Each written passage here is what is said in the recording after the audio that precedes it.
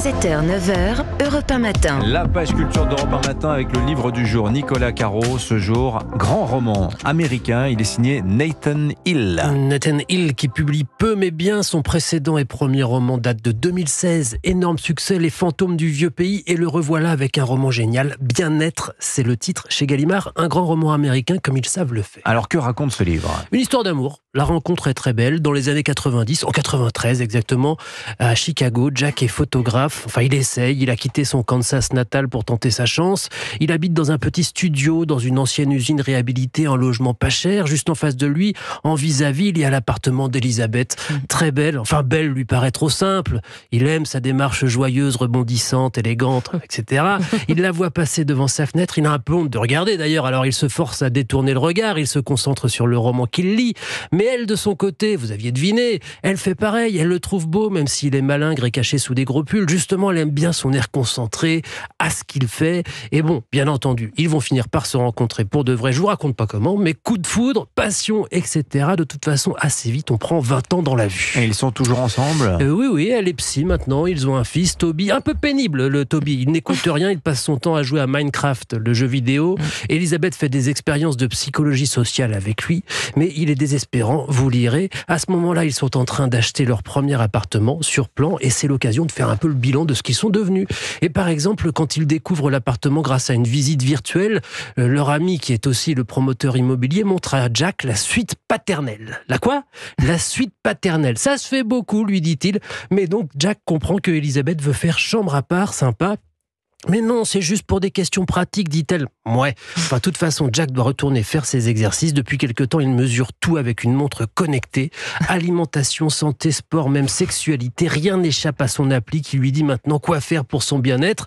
C'est un roman sur le couple, mais aussi sur la modernité, sur la tyrannie numérique. Et c'est aussi très, très drôle et entraînant. C'est brillant. C'est comme s'il avait enfermé toute la société dans un seul livre qui fait 650 pages. Et qui s'appelle donc Bien-être, signé Nathan Hill, je le dis en français. Nathan Colline. Voilà. Ça, c'est un livre qu'on pourra adapter au cinéma, je pense. Il y a des chances. Oui. Tiens, à propos de cinéma, Laurie Choleva, cette semaine dans les salles, un coup de cœur selon vous ? Ouais, un coup de cœur sinon rien.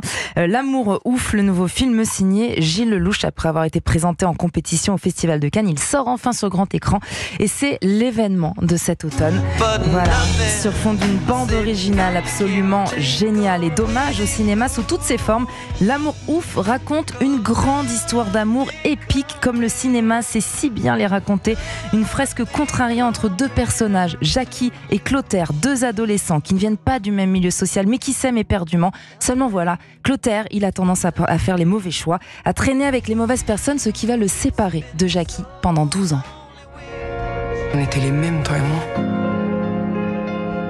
Mais j'ai pas compris qui t'étais en fait. Tu bosses pour moi. Allô mon amour, c'est pas moi, faut que j'y croie. Je veux te voir Jackie. Elle est mariée et elle est heureuse. Un film d'une grande intensité comme peut l'être une première histoire d'amour dont on se souvient toute notre vie.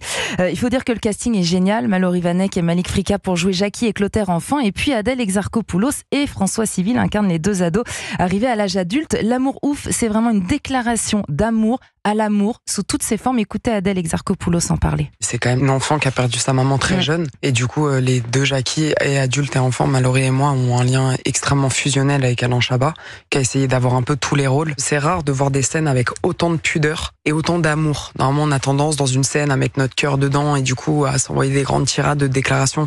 Là, ça passe par des gestes. Il y a quelque chose qui me bouleverse. L'amour filial, l'amour amical, l'amour sous toutes ses formes avec des acteurs géniaux, Benoît Poulvorde, Élodie Bouchès, Karim Leclou, Raphaël Quenard, Jean-Pascal Zadi, Vincent Lacoste. Un casting ouf pour ce film L'amour ouf que Gilles Lelouch a mis 17 ans à adapter. Il adapte un roman de Neville Thompson, il signe cette œuvre lyrique impressionnante. C'est comme un cri du cœur, une urgence à aimer. Franchement, allez voir ce film. Et on retrouve tous les genres de cinéma, de la comédie musicale au thriller, au polar, au drame romantique. Et on est vraiment transporté. Et on se quitte avec une autre musique parce que je le disais, la bande originale est juste démente. Bon, vous avez aimé, ça s'entend. Ouais, vraiment un très bon moment de cinéma. L'amour ouf, donc le film de Gilles Lelouch, proposé par Laurie Choleva, qu'on retrouve sur Europe 1 tous les samedis 18h, 19h pour Clap. Avec un bel invité ce samedi, vous recevez Alban Ivanov qui incarne un boxeur amateur dans le film Challenger. On aura l'occasion d'en parler de 18h à 19h samedi sur Europe 1.